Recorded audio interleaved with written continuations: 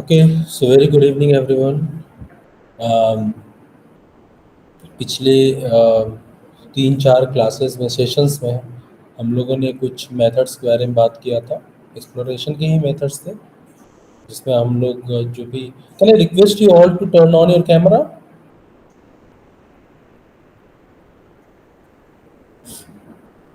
सभी लोग अपना कैमरा ऑन करिए so I can see everyone is here. Okay done. So पिछले 4 सेशन में we have learned about three different methods to understand how to explore the things from the art, from an artwork, ठीक है, और from style, ऐसे करके, ठीक है। So today we are going to we have to stick with the syllabus that is a subject specific. For example, it is all about visual arts in particular domain. So today we will understand the medium, the material, and media, the particular uh, art practice discipline in different discipline. So what kind of practices is going on, and traditionally क्या रहा है, ठीक है। So I am going to start with first I would like to ask you all that have you done any exercise related with the methods that I have told you earlier? आप में से किसी ने भी कुछ exercise किया जिसके पहले मैंने आप लोगों को शेयर किया? नहीं किया?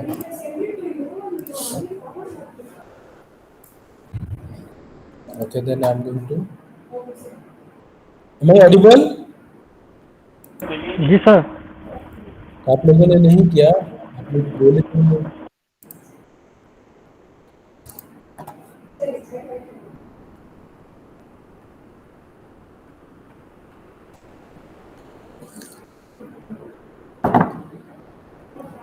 Is my screen visible to you?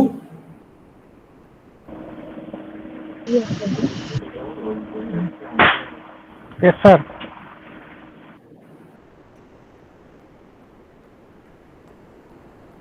Okay. So the topic is that has been given about the exploration of materials and method, including traditional and modern. Okay. So first, जब हम बात करते हैं मेथड और material के लिए, तो how many media that we have in visual arts? First, we should understand.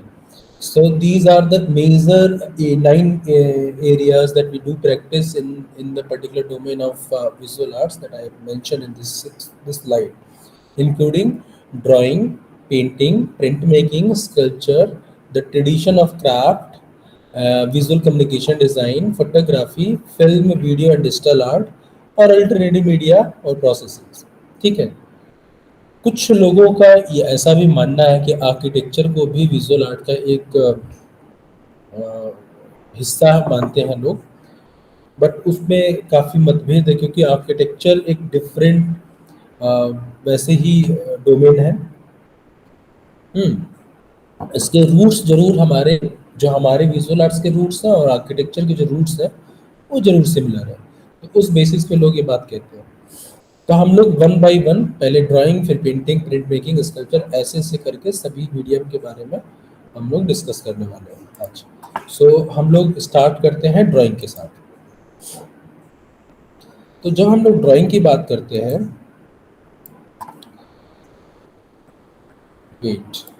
जब हम लोग ड्राइंग की बात करते हैं कि ड्राइंग की शुरुआत कैसे हुई, ठीक है। तो देखिए ड्राइंग की शुरुआत कई तरीके से हो सकती है, हम मान सकते हैं, ठीक है।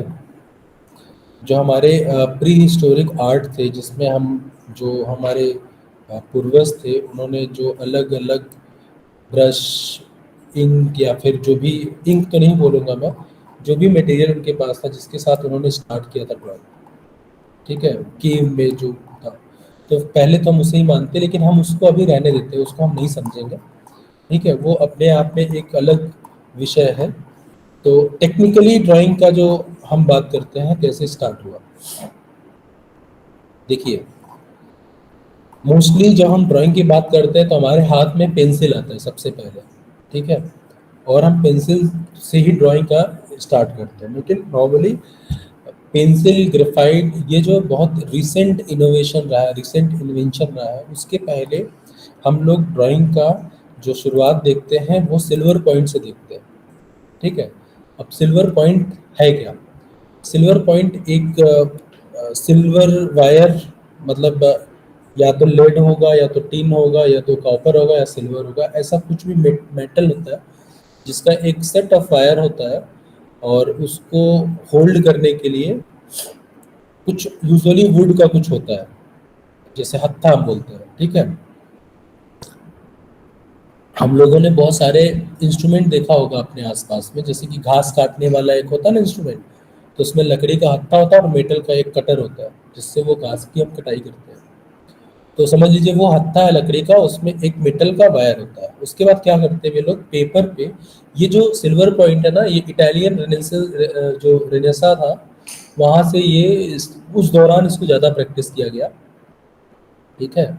आप लोग एग्जाम्पल के लिए देख सकते हैं कि यहाँ पे जो एक ड्राइंग सिल्वर पॉइंट का बना हुआ एक ड्राइंग है, ये राफेल का बनाया हुआ है, और इसके बारे में सभी डिस्क्रिप्शन बगल में right side bottom of the painting वहाँ पे दिया हुआ है। तो अभी क्या है कि इस मीडियम में they use to have a paper sheet, उसके ऊपर वो सिल्वर पॉइंट जो होता था उसके थ्रू जो है वो लोग ड्रॉ को, इमेजेस को ड्रॉ करते थे। अब फिर फर्दर इंक वगैरह का जो है फिलिंग वगैरह जो भी करना था वो करते थे, उसको डार्क करने के लिए या फिर ऐसा कुछ करने के लिए। सिमिलरली वो शेडिंग वेडिंग के लिए भी वही सेम चीज़ यूज़ करते थे, ठीक है ना। अब सिल्वर पॉइंट ये इटालियन रेनेसां पीरियड में ज़्यादा प्रैक्टिस हुआ, ठीक है। उसके बाद पेंसिल आया, ठीक है ना। तो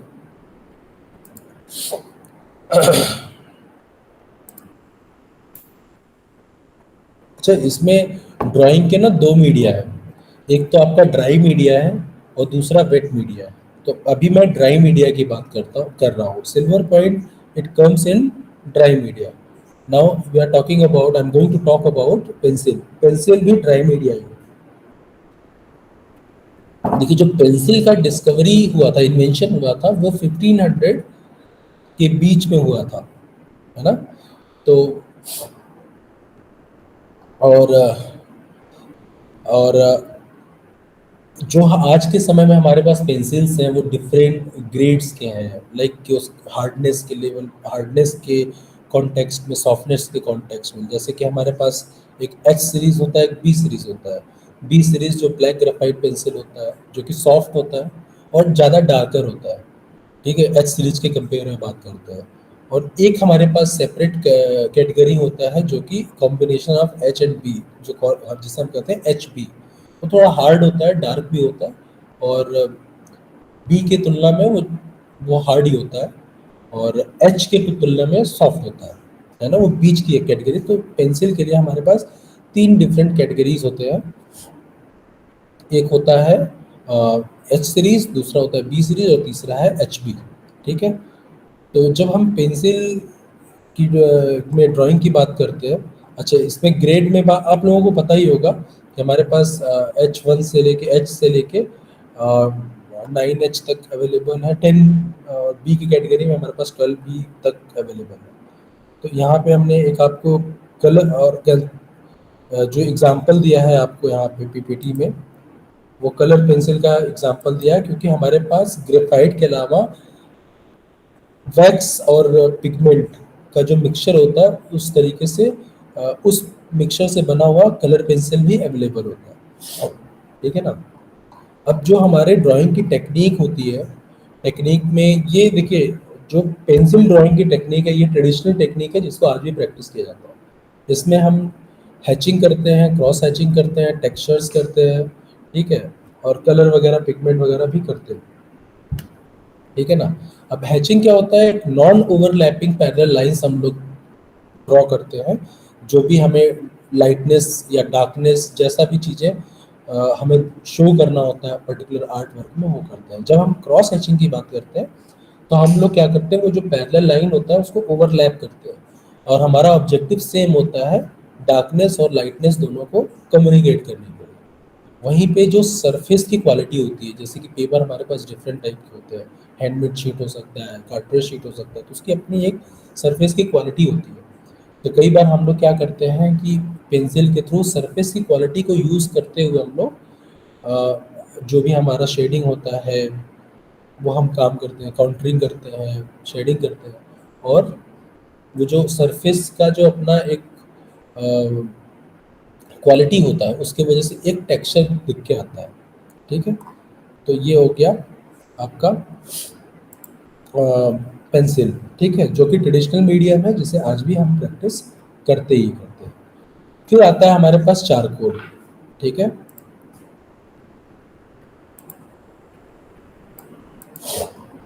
देखिए चारकोल जो है ये सबसे ज़्यादा पुराना एक मीडियम है। ठीक है, जहाँ हम प्री हिस्टोरिक पीरियड में देखते हैं। ठीक है, तो ऐसा भी हमें कुछ एग्जांपल्स मिला है जिसमें कि कोयले का भी यूज़ किया गया है ड्राइंग करने के लिए। तो चारकोल बेसिकली ये कोल का ही इफेक्ट देता है।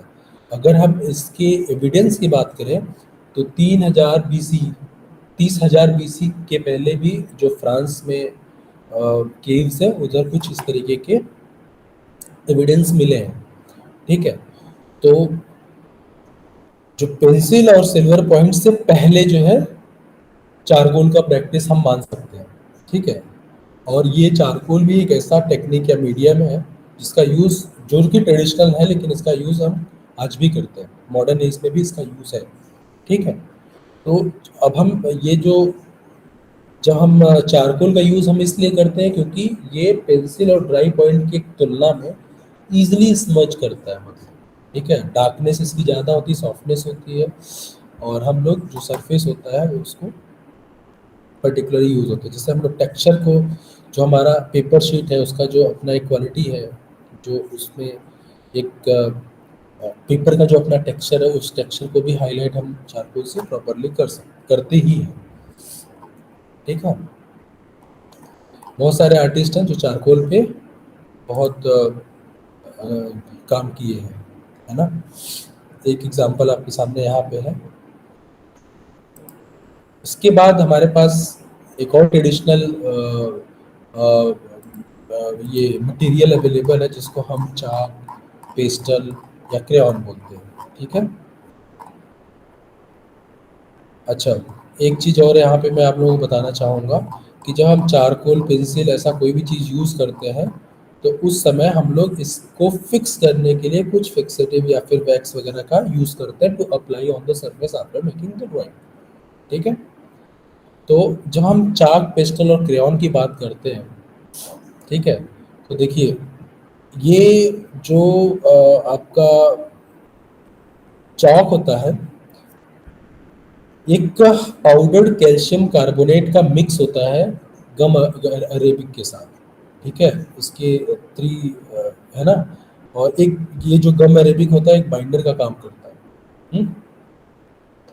और वहीं पे जब हम, अच्छा, जो बाइंडर, ट्रेडिशनल बाइंडर में कौन कौन से मटेरियल होते हैं जो काम करते हैं, देखिए ऑयल काम करता है, वैक्स काम करता है, गम अरेबिक काम करता है, और ग्लू काम करता है। ये ट्रेडिशनल चार मटेरियल हमारे पास है जो हम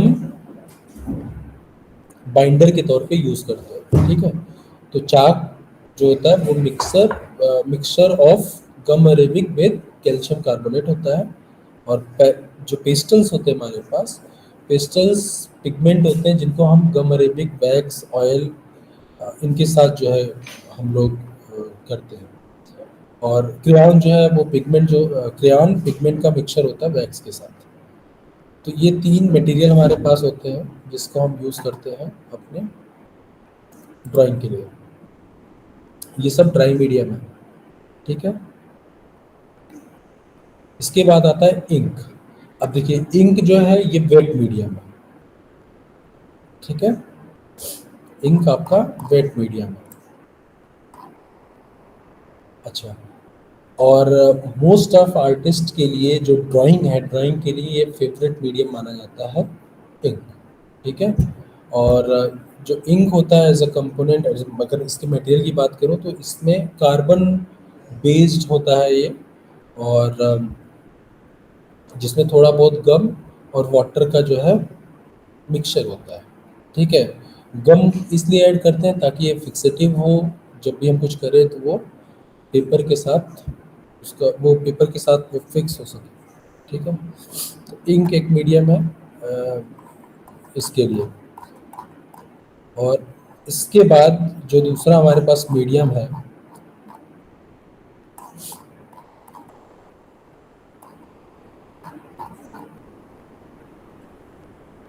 वो है ब्रश ड्राइंग। ठीक है,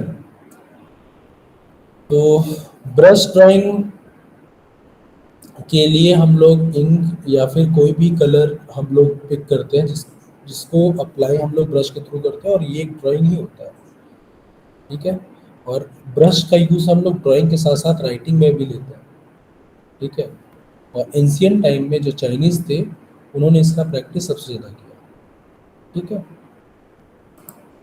इसके बाद आता है आपका जो traditional medium, quill and paint. ठीक है, आप लोग बैंकॉक का एक एग्जांपल देख सकते हैं क्विल और पेंट को लेकर। ठीक है, ट्रेडिशनली जो क्विल होता है एक सॉफ्ट बर्ड का फीदर होता है। आप लोगों ने देखा होगा बहुत पुराने टाइम पे, जब और जो मुनि हुआ करते थे, जब वो लोग कुछ लिखते थे तो वो फीदर का बना हुआ एक फीदर लेते थे, और फीदर का जो स्टेम होता था उस स्टेम को शार्प करके उससे वो लोग कैलीग्राफी किया करते थे। तो ये जो ट्रेडिशनल मटेरियल हमारे पास है वो क्विल है। अब इसी क्विल का जो मॉडर्न मटेरियल की अगर बात करें तो हमारे पास जो फाउंटेन पेन होता है, जो निप पेन होता है, those are the modern material of quill. ठीक है, तो हम लोग क्विल और पेन को ट्रेडिशनली ले सकते हैं वेट मीडियम के लिए, और वेट मीडियम में if you are talking about modern material then we have nip pen and fountain pen for that. ठीक है,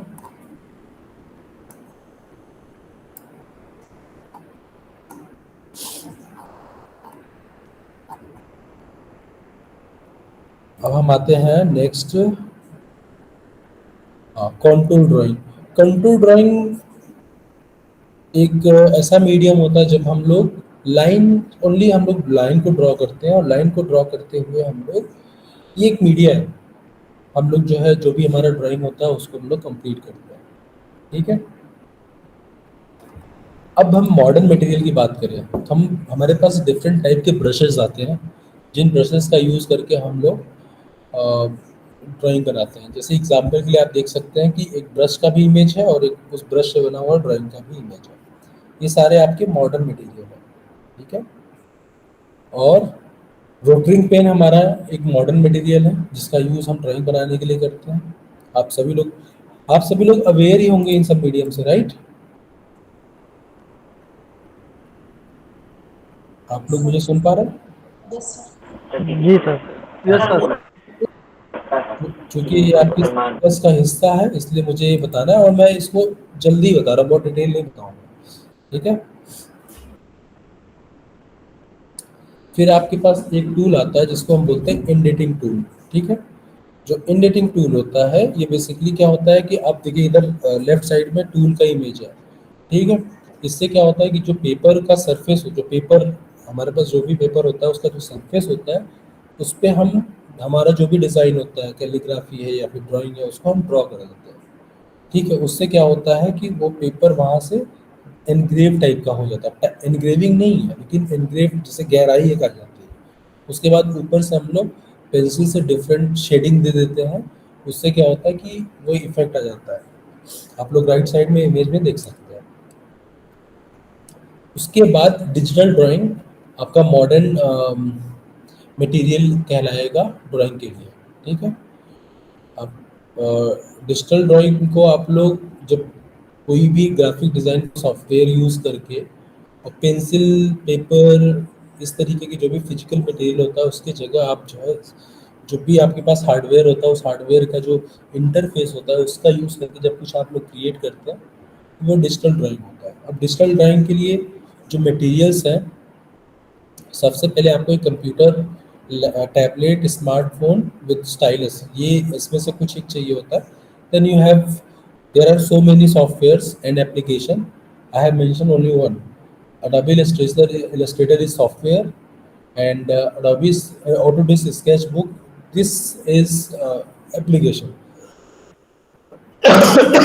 बट आज के टाइम पे हमारे पास फोटोशॉप का भी एप्लीकेशन है, इलस्ट्रेटर का भी एप्लीकेशन है, स्केचबुक का. So we have different applications, mobile phone application, जिसका यूज़ करके हम लोग, लाइक अगर हमारे पास स्मार्टफोन है, सो इफ़ वी हैव, जैसे कि वो नोटबुक बोलते हैं ना, तो नोटबुक के साथ एक पेन आता है, उस पेन के थ्रू हम लोग ड्रॉ कर सकते हैं. ठीक है.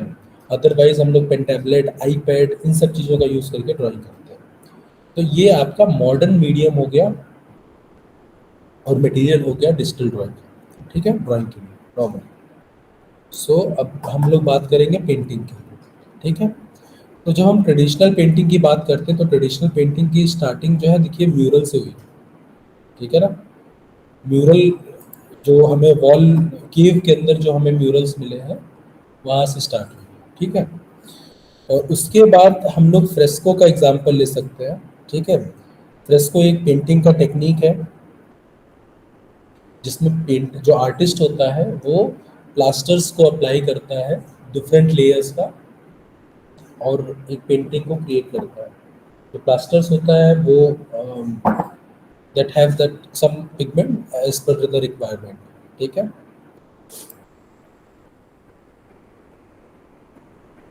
ये माइकल एंजेलो का एक फ्रेस्को है, एक एग्जांपल के तौर पे. You can take a look on this. ठीक है. फ्रेस्को के बाद tempera, we have another traditional medium for painting. ठीक है. टेम्परा, जिसको हम लोग एग टेम्परा के तौर पे भी जानते हैं, क्योंकि इसमें जो पिगमेंट होता है, उस पिगमेंट के साथ हम लोग एग का जो यॉक होता है, हम लोग उसको मिक्स करते हैं. ठीक है.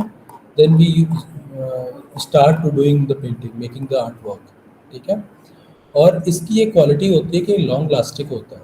फॉर एग्जांपल, जो फर्स्ट सेंचुरी का टेम्परा था ना, वो आज भी जो है मौजूद है. ठीक है. अच्छा, टेम्परा के बाद जो हमारा नेक्स्ट एग्जांपल है, वो ऑयल का है. तो देखिए, ऑयल जो है,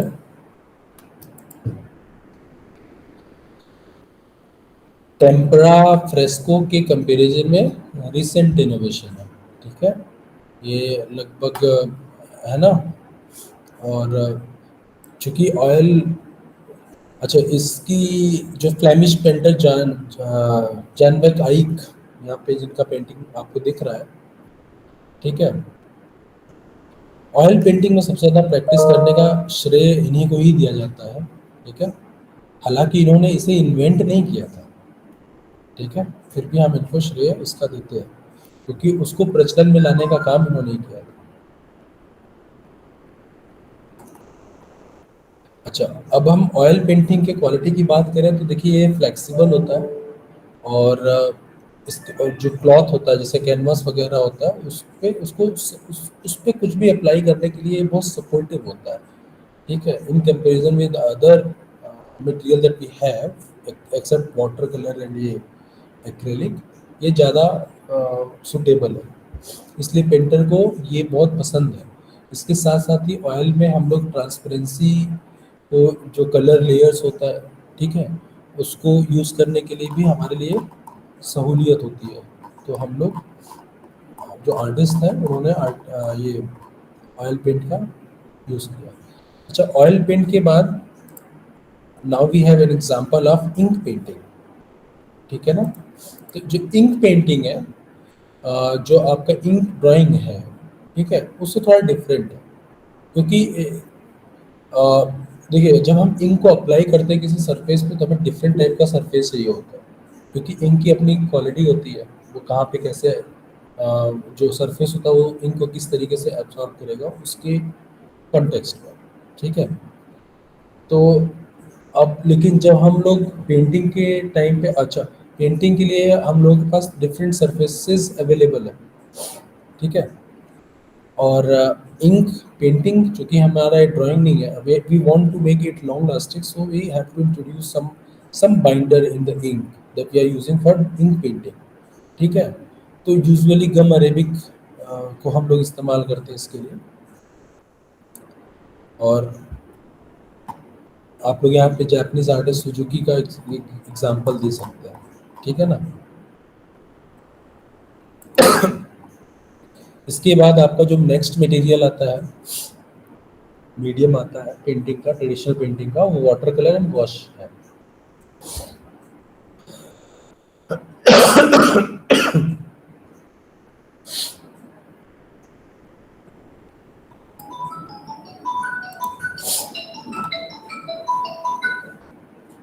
देखिए जो वाटर कलर और वॉश है उसमें डिफरेंस जो है ट्रांसपेरेंसी और ओपेक का है, ठीक है। जो गॉश होता है वो ओपेक की तरह होता है और जो वाटर कलर होता है वो ट्रांसपेरेंट होता है, ठीक है।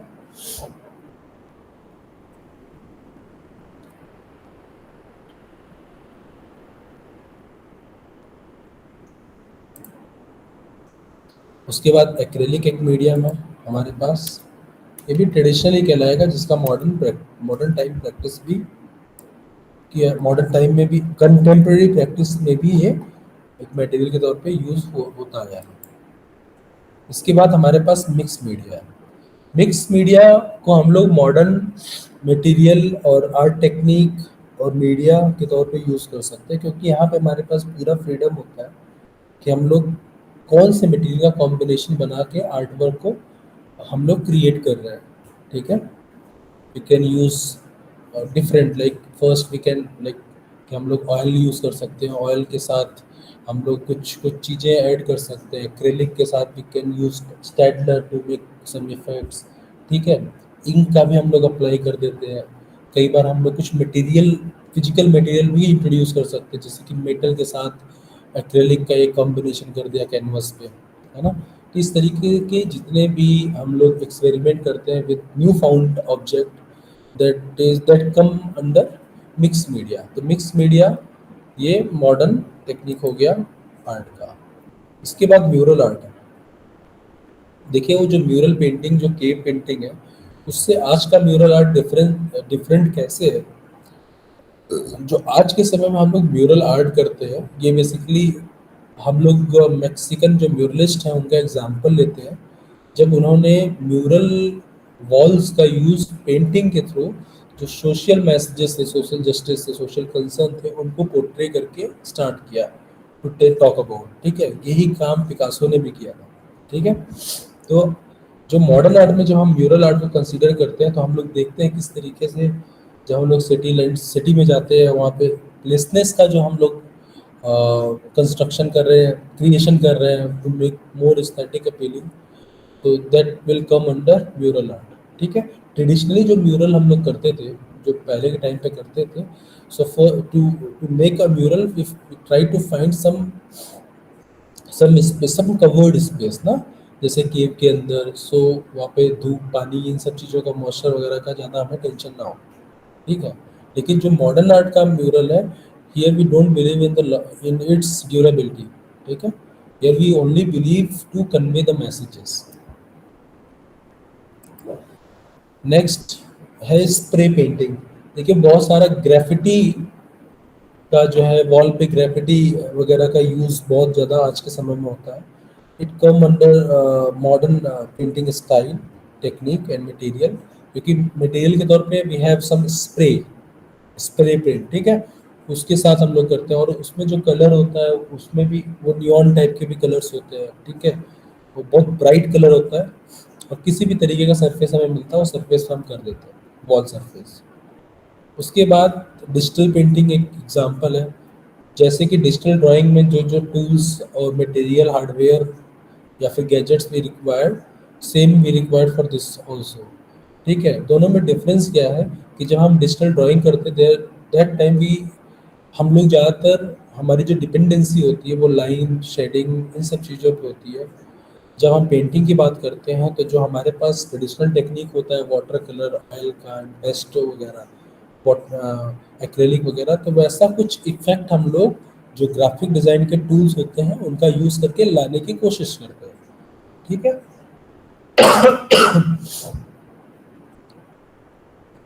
सो आप लोग वही है सेम मटेरियल।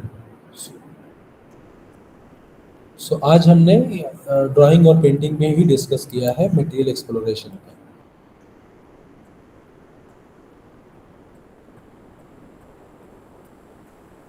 राइट। सो यहाँ तक किसी को कुछ पूछना है क्या? इसको इसके बारे में कुछ भी अगर आपको डिटेल में जानना है?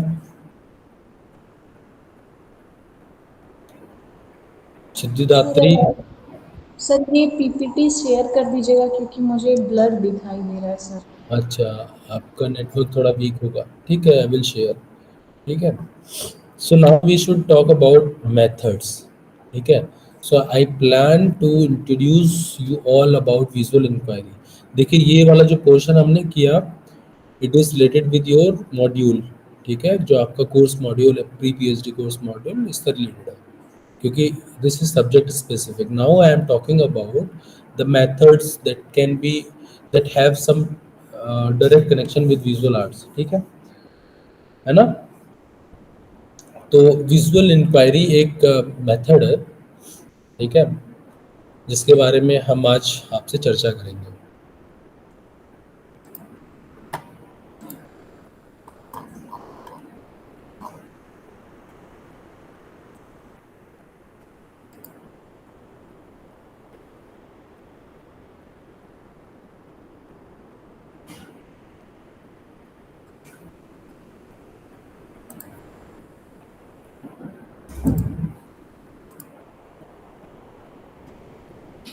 Exploration of art technique.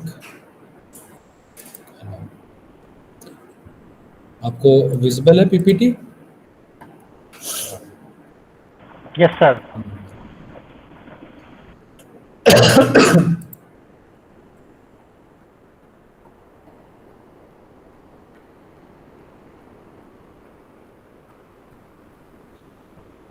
तो देखिए क्या होता है ना, कि जब हम लोग विजुअल आर्ट में रिसर्च कर रहे होते हैं तो हम लोग टॉपिक किस तरीके से सेलेक्ट करते हैं? ट्रेडिशनली हम लोग ज़्यादातर फोकस होते हैं, कोई कलाकार लिया, उस कलाकार की कला शैली पे, उस कलाकार ने क्या विषय जो है चित्रित किया उस पे, उस कलाकार ने क्या मटेरियल यूज़ किया उस पे, उस कलाकार की अपनी आर्ट, पर्टिकुलर आर्ट टेक्निक क्या थी, आर्ट प्रोसेसिंग क्या थी। ठीक है। उस कलाकार का कोई पर्टिकुलर सोसाइटी पे या कला जो क्षेत्र है, कला क्षेत्र है, उसमें क्या प्रभाव पड़ा। ठीक है। ऐसे ही कुछ हम लोग टॉपिक चुनते हैं। क्या मैं सही हूँ? Yes sir. हम्म। जैसे कि उस दिन कृष्णा जी ने एग्जाम्पल दिया कि ही इज ट्राइंग टू है ना, मतलब कि वो उन्होंने वो टॉपिक लिया या फिर जस्ट ऐसे ही टेंटेटिवली उन्होंने बोला। फिर उन्होंने बोला कि आचार्य जो प्रयागराज, एक प्रयागराज है ना, प्रयागराज जो सिटी है, प्रयागराज सिटी से के जो कलाकार हैं उस स्कूल के, दे, और उसमें आचार्य रामचंद्र शुक्ल जो, जिसको हम लोग कह सकते हैं pioneer artist from that that particular place. ठीक है। उन्होंने समीक्षावाद पे वर्क किया। ठीक है, जिसका सोशल रिलेवेंट है ना? Similarly we find another topic in which we are trying to study about the emergence of traditional symbols in contemporary art practices, है ना? सो अभी क्या है कि इस तरीके की कुछ भी टॉपिक जब हम लोग लेते हैं तो हमें विजुअल इंक्वायरी करनी चाहिए। सपोज आप कुछ आर्कियोलॉजी ले सकते हैं, स्कल्पचर्स हैं, आप स्कल्पचर में कुछ देख रहे हैं, आप एडवर्टीजमेंट में हैं, आप बहुत सारे जितने भी प्रिंट ऐड है या इलेक्ट्रॉनिक ऐड है, डिजिटल एडवर्टीजमेंट है, उसका असेसमेंट कर रहे हैं। तो now we have, in any case we have visuals, we have many visuals. ठीक है, जिनका हम असेसमेंट कर रहे होते हैं। ठीक है ना? तो जब हम असेसमेंट करने का हमारा डिफरेंट पर्पस हो सकता है, डिफरेंट ऑब्जेक्टिव हमारे हो सकते हैं, हमारे रिसर्च क्वेश्चंस डिफरेंट हो सकते हैं। ठीक है। एनी हाउ, जब हम उस पर्टिकुलर जो रिसर्च क्वेश्चन होता है उस कॉन्टेक्स्ट में जाकर उन विजुअल्स को देखते हैं तो हमें विजुअल इंक्वायरी करनी होती है। तो सबसे पहला सवाल ये आता है कि अगर आप विजुअल इंक्वायरी करते हैं तो आप इंक्वायरी कर किस चीज़ कर रहे होते हैं? तो आप क्या करते हैं कि आप जो डिटेल्स विजुअल्स में जो डिटेल्स है, जो उसकी एक्यूरेसी है, जो और उसका एनालिसिस करते हैं, नंबर एक। ठीक है। नंबर दो, आप जो स्ट्रक्चर या फॉर्म जो यूज़ हुआ है, फॉर एग्जांपल अगर कोई डिज़ाइन प्रिंसिपल लाइक हमारा जो इंडियन एस्थेटिक का प्रिंसिपल है, सिक्स लिम्स है, अगर उसका मैनिफेस्टेशन आपको दिखता है, if you want to assess that कि उसका सिक्स लिम्ब का मतलब जो षडंग है, षडंग का उस पर्टिकुलर पेंटिंग में या स्कल्पचर में आप उसका असेसमेंट देखना चाहते हैं, तो वो एक स्ट्रक्चर हो गया। कोई सिंबल आप अगर देखना चाहते हैं, दैट इज फॉर्म। ठीक है। और ह्यूमन फिगर एब्स्ट्रक्शन हुआ है, कुछ भी ऐसा है, वो जो डिफरेंट फॉर्म्स यूज हुए हैं, बेसिक शेप्स हो सकते हैं, जैसे रजा की पेंटिंग है ना। तो जब आप उसको समझने की कोशिश करते हैं तो आप विजुअल इंक्वायरी करते हैं। ठीक है। जब आप हर एक आर्ट वर्क कुछ ना कुछ कम्युनिकेट कर रहा होता है, जो उस आर्ट से आर्ट को देख रहा होता है उसके साथ एक इंटरेक्शन हो रहा होता है। ठीक है। उस आर्ट में जितने भी एलिमेंट होते हैं, जितने भी विजुअल एलिमेंट होते हैं, जैसे उसमें कुछ ऑब्जेक्ट, केतली हो सकता है, साइकिल हो सकता है, कोई आदमी हो सकता है, कोई औरत हो सकती है, कोई बच्चा हो सकता है, पहाड़ हो सकता है, पेड़ हो सकता है, ऐसा कुछ भी होता है। तो उसका फंक्शन क्या है। ठीक है। इसको आप एक्सप्लोर करना करते हैं। ठीक है। सिमिलरली कई बार क्या होता है कि कोई पर्टिकुलर जो मटेरियल होता है, उसकी जो कैरेक्टरिस्टिक्स होते हैं, क्वालिटीज़ हो सकते हैं, for example if you are seeing any painting, now you want to assess कि ये मिक्स मीडिया है, तो इसमें कौन कौन से मटेरियल यूज़ हुए होंगे, है ना। एक्रेलिक है, ऑयल के ऊपर इसने पेपर मैशी कर दिया, क्या किया। ठीक है। तो उसका इंक्वायरी कर रहे होते हैं विजुअल सिर्फ देख के। आर्टिस्ट हमेशा अपने आर्टिस्टिक एक्सप्रेस स्टेटमेंट में ये बताता है कि जो उसकी इंटरनल फीलिंग थी, उसको उसने अपने आर्ट के थ्रू एक्सप्रेस किया। ठीक है। तो वो जो एक्सप्रेशन था, उस एक्सप्रेशन की बात हम कर सकते हैं, उसकी इंक्वायरी कर सकते हैं। ठीक है। उसका पर्टिकुलर आर्ट किस तरीके से कंपोज हुआ है, उस कंपोजिशन की हम लोग इंक्वायरी कर सकते हैं। ठीक है। डिफरेंट मीडिया उसने यूज़ किया होगा। ठीक है। उस डिफरेंट मीडिया, हो सकता है टेम्परा किया हो। ठीक है। हो सकता है उसने ऑयल किया, ऑयल में स्पेसिफिकली उसका ट्रीटमेंट डिफरेंट हुआ होगा। ठीक है। कैरिस्क्योरो हुआ होगा, कुछ भी किया होगा उसने। उसका जो अप्रोप्रिएशन, मतलब वो कितने अप्रोप्रिएटली किया है उसने। ठीक है। उस चीज़ का आप जो है स्टडी कर सकते हैं by using visual inquiry. Similarly आप उस पर्टिकुलर आर्ट वर्क के पीछे का क्या आइडिया रहा होगा, या उसमें जो भी चीज़ें हैं उनको किस तरीके से फॉर्मुलेट किया हुआ है, किस तरीके से उनका अरेंजमेंट है, उनका अगर दो एलिमेंट है उनके बीच का कोऑर्डिनेशन क्या है। ठीक है। ये सब कुछ आप विजुअल इंक्वायरी के थ्रू असेस करते हैं। ठीक है। कुछ कई बार क्या होता है, आपको कुछ एविडेंशियल डॉक्यूमेंट भी प्रिपेयर करने पड़ सकते हैं। In that case you also use the visual inquiry, right. So आप लोग विजुअल इंक्वायरी करते समय इन चीज़ों का यूज़ करते हैं। आप लोगों के लिए मैं ऑडिबल हूँ, मेरी आवाज़ जा यस रही सर। है। जी सर। अब सवाल आता है कि हाउ टू इन्वेस्टिगेट। ठीक है। जो मैंने लास्ट में तीन मेथड आपको डिस्कस किया है ना, तीन मेथड किया है ना, फोटो एलिसिटेशन, विजुअल मैपिंग और एब्स्ट्रक्शन, है ना, जिसमें वो थिंकिंग था, वो मॉडल था। आप लोगों को वो तीनों समझ में आया था।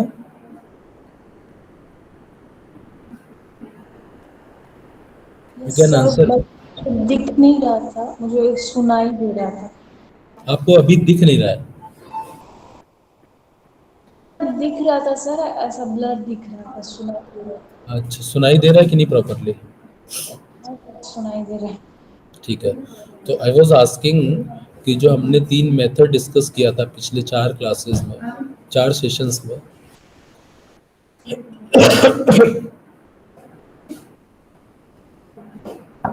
आप लोगों को वो सारे मेथड समझ में आए थे।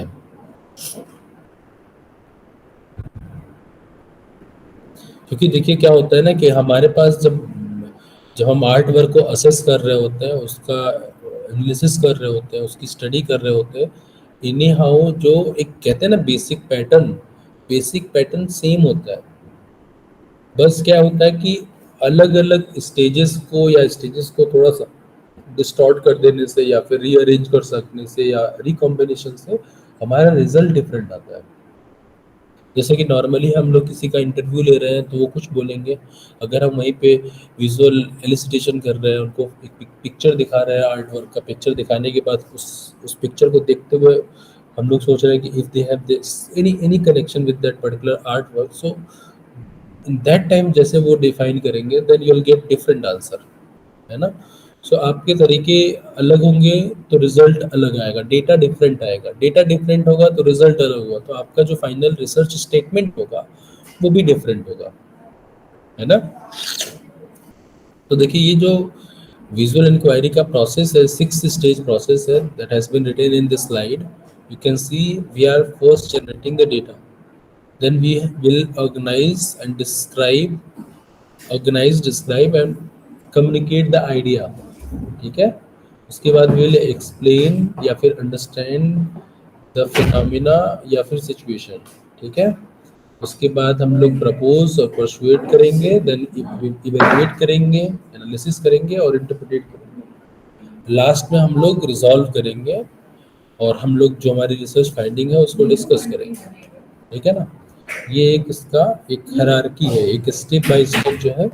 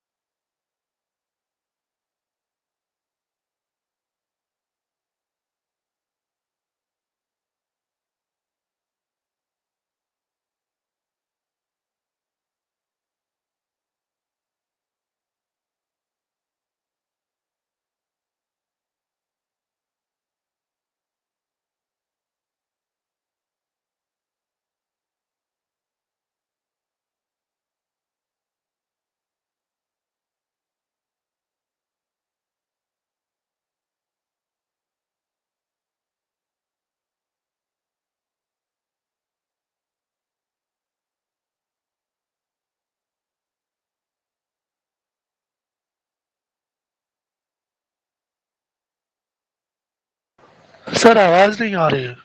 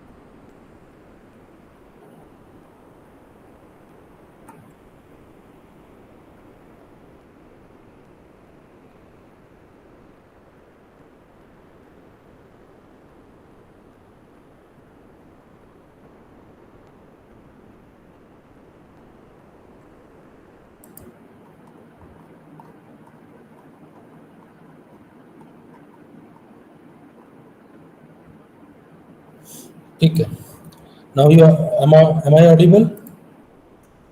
Yes, sir. Okay, so yes sir. ठीक है, ये हो गया आपका विजुअल इंक्वायरी कि आप ढूंढ आप लोग और कैसे ढूंढेंगे। ठीक है, वो जो मेथड हमने डिस्कस किया वही मेथड है। तो अब हम फिर से उधर चलते हैं कि नया क्या चल रहा है आर्ट में। ठीक है, देखिए आर्ट ना अब सिर्फ एक्सप्रेशन का एक माध्यम नहीं रह गया है। ठीक है, अब आर्ट का जो हम यूज़ कर रहे हैं ना, बहुत सारे जो ऑब्जेक्टिव्स है, पर्पजेज है, सोशल पर्पजेज है, एनवायरमेंटल पर्पजेज उन पर्पज है, उनके बेस पे भी हम लोग आर्ट को अब हम डिस्कस कर रहे हैं। आप आर्ट का प्रैक्टिस कर रहे हैं, उसको हम लोग पब्लिक प्लेस पे रिप्रेजेंट कर रहे हैं। ठीक है, डिफरेंट फोरम पे उसको रिप्लिकेट कर रहे हैं। ठीक, तो एक ना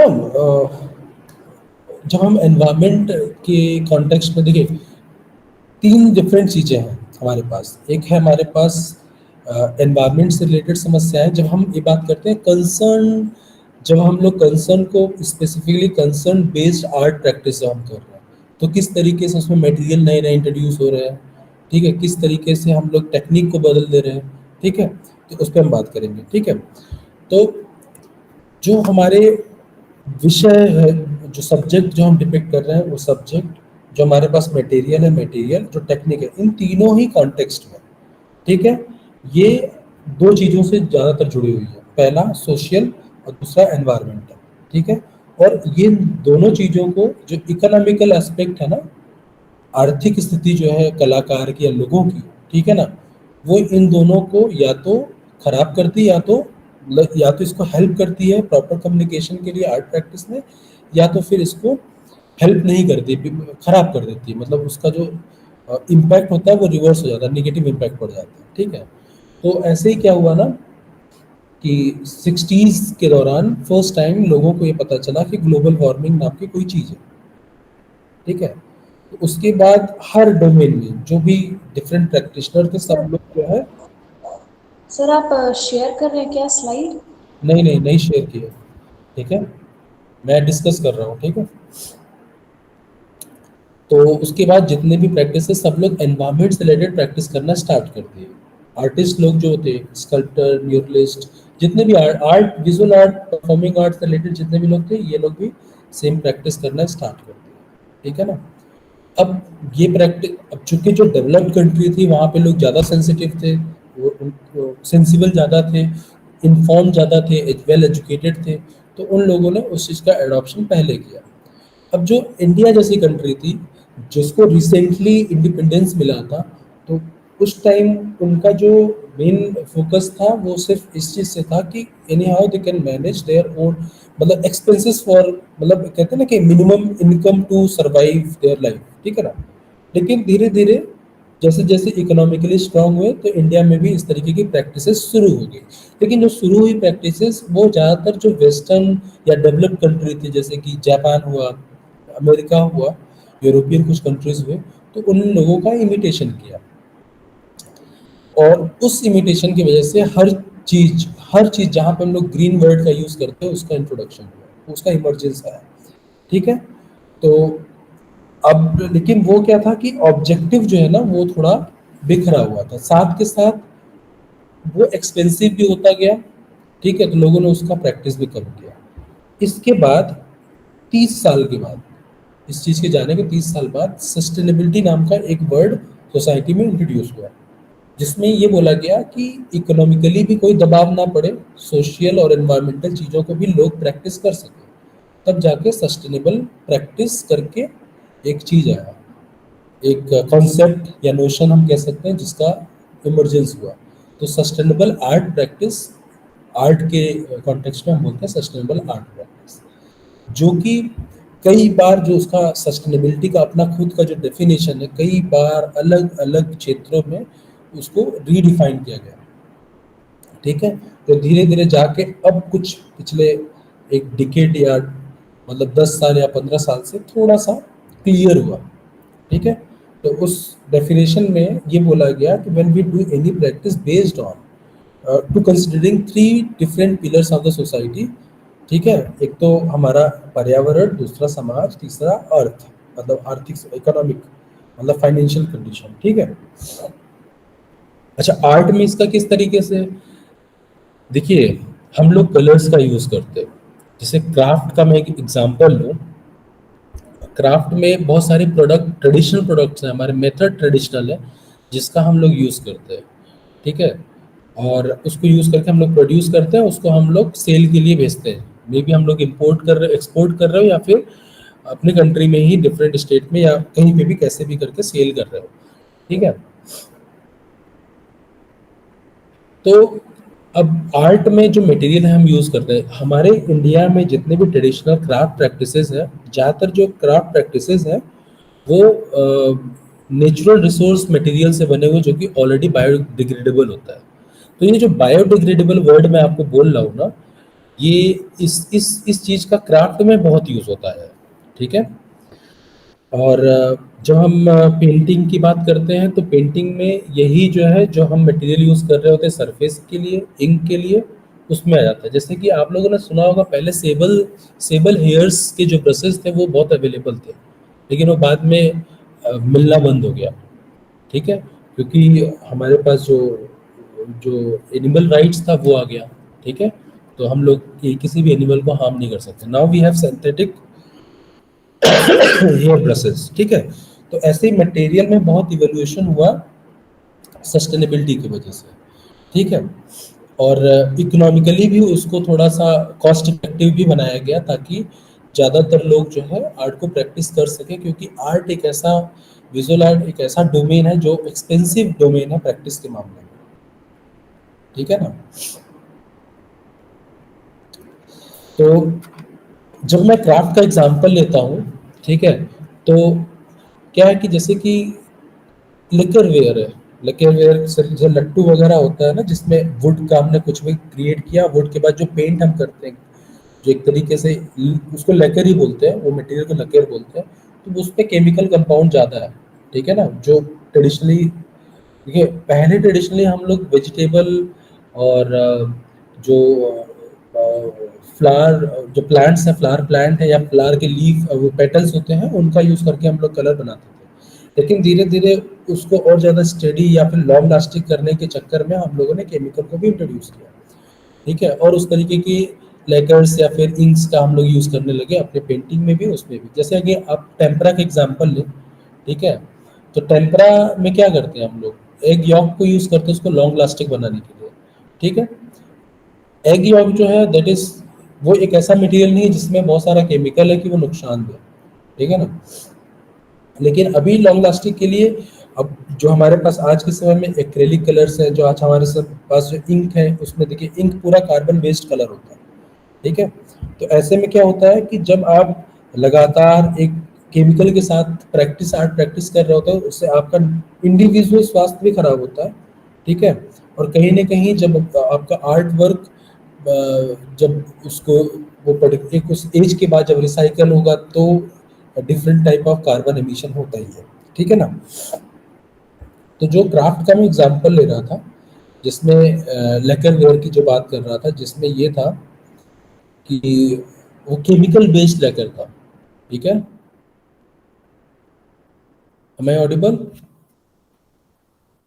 sir. Yes sir, yes sir. ठीक है, तो अब उसमें क्या है कि जैसे जैसे लोग सेंसिबल हो गए ना इन सब चीज़ों को लेके, हेल्थ को लेके, हाइजीन को लेके, ठीक है, वैसे वैसे क्या हुआ कि अम, ये क्या बोलते हैं कि जहाँ पे ये एक्सपोर्ट होके जाता है, जो भी क्लाइंट होते थे उनकी तरफ से भी ये डिमांड आने लगी कि भाई आप जो है कुछ एनवायरमेंटल चीज़ें, बायोडिग्रेडेबल चीज़ें रखिए, जिससे कि चीज़ें जैसे कि जो लकड़वे के कुछ खिलौने होते थे। ठीक है ना, एक जगह है साउथ में एपिकोडा करके, वहाँ का एक टॉयज है, वुडन टॉयज है। ठीक है, उस टॉयज में क्या होता था कि केमिकल ही यूज होता था पहले, आज से 25 साल पहले। ठीक है, तो वो बच्चे खेलते थे उसके खिलौनों के साथ। तो जो क्वालिटी असेसमेंट जब हुआ तो उसमें बोला गया कि भाई ये जो मटेरियल है, जो इंक है, उसमें जो केमिकल है उसको बार बार टच करने से या मुंह में लगाने से वो कहीं ना कहीं हेल्थ इशू को क्रिएट कर रहा है। तो फिर अब ये जो पर्टिकुलर क्राफ्ट प्रैक्टिस था ना, इस क्राफ्ट प्रैक्टिस में जो हमारे पैरेलल डिफरेंट जो नोशंस या कॉन्सेप्ट चल रहे हैं, जैसे कि सस्टेनेबिलिटी का कॉन्सेप्ट है, तो उस टर्म में उन्होंने क्या किया, then the artisans who is from that particular art work, ठीक है, they started to finding out some alternative options of colour.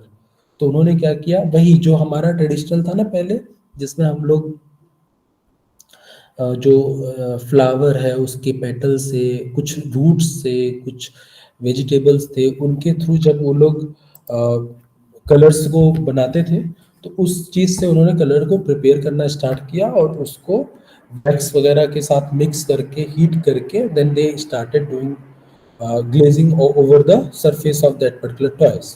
ठीक है। अब ये जो पैरेलल प्रैक्टिस है, कॉन्सेप्ट है सस्टेनेबिलिटी का, उस कॉन्टेक्स्ट में ये फिट बैठ गया। ठीक है। तो कैसे देखिए ये इवोल्यूशन कैसे हो रहा है, एक ट्रेडिशनल प्रैक्टिस है जिसमें हम जिसको जो मॉडर्न जो कॉन्सेप्ट है, पैरेलल कॉन्सेप्ट है, जैसे कि सस्टेनेबिलिटी, उस कॉन्सेप्ट के साथ किस तरीके से हमने अलाइन करते हुए उस ट्रेडिशनल प्रैक्टिस को आज के मॉडर्न टाइम के एक ऐसे प्रोडक्ट के रूप में इंट्रोड्यूस किया जो कि सस्टेनेबल प्रोडक्ट कहलाया जा सकता है। ठीक है ना। वैसे ही प्रिंट मेकिंग में जो टॉक्सिक नॉन टॉक्सिक कलर्स होते हैं उसको लेके भी तमाम रिसर्च होते हुए आए हैं। ठीक है। क्योंकि जो आपका प्रिंट मेकिंग का जो प्रोसेस होता है, आप वॉश करते हैं, प्लेट्स को साफ करते हैं, वाटर इनटेक होता है, वाटर, और जब जो हमारे इंक्स होते हैं उस इंक में वीओसी होता है। ठीक है। तमाम केमिकल्स होते हैं जो जिसके अंदर कार्बन कंपाउंड होता है, और वो वॉश करते समय पानी में जाता है। तो एनी हाउ वाटर पोल्यूशन हम लोग कार्बन एमिशन थ्रू वाटर कर रहे हैं। ठीक है। और उसके साथ हम लोग उसको प्रेस कर रहे हैं, प्रिंट तमाम ले रहे हैं, उसके साथ हम लोग का एक एक लॉन्ग पीरियड के लिए उसके साथ हमारा इंटरेक्शन है, एक आर्टिस्ट का, एक प्रिंट मेकर का उसके साथ इंटरेक्शन, तो उसकी हेल्थ पे भी असर पड़ रहा है। तो वहाँ पे जो इंक है, how can we use different ink, ठीक है, जिससे कि एक होलिस्टिक चेंज आ सके हर हर कॉन्टेक्स्ट में, that should be also cost effective. तो इस तरीके से हमारे पास उस तरीके के भी अल्टरनेटिव ऑप्शंस अब प्रोड्यूस हो चुके हैं। ठीक है। तो अगर मैं मटेरियल, टेक्निक, काम करने का टेक्निक, ठीक है, इन सब चीज़ों की बात करूं, तो जो हमारे पास पैरेलल जो कॉन्सेप्ट है, जो थियरीज है, उन थियरीज के आधार पे आर्ट आर्ट डोमेन में, स्पेसिफिकली आर्ट डोमेन में भी बहुत सारे चेंजेस होते हुए आ रहे हैं। ठीक है ना।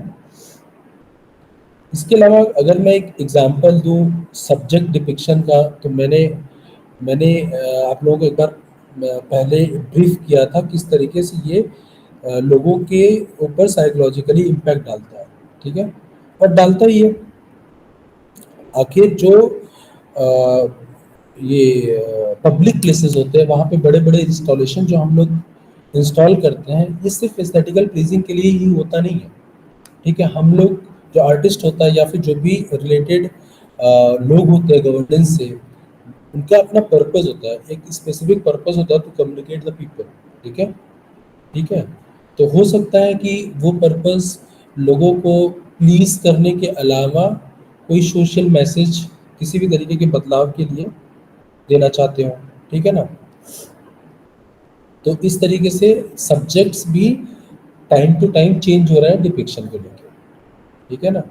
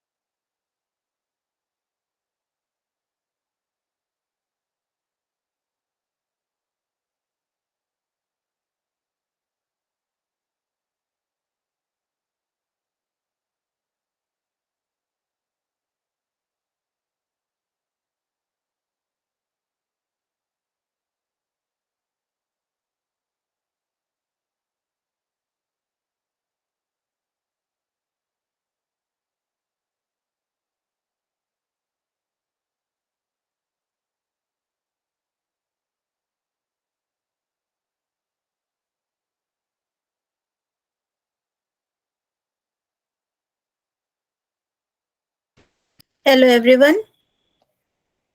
सॉरी, पीयूष सर का कुछ तबीयत नहीं ठीक है, तो आज वो क्लास अपनी कंटिन्यू नहीं कर पा रहे हैं। एज वी हैव सीन, उनको काफी अनकंफर्टेबल हो रहा है बोल पाना, तो वो कल कंटिन्यू करेंगे। Is that okay for everyone? Okay ma'am. Okay ma'am. Yes ma'am. उनको बोलने में दिक्कत हो रही है ना? Okay ma'am. हाँ, चलो फिर कल करते हैं। Good night ma'am. Good evening ma'am. Good evening ma'am. Good night. Good evening ma'am. Okay, bye everyone. Bye.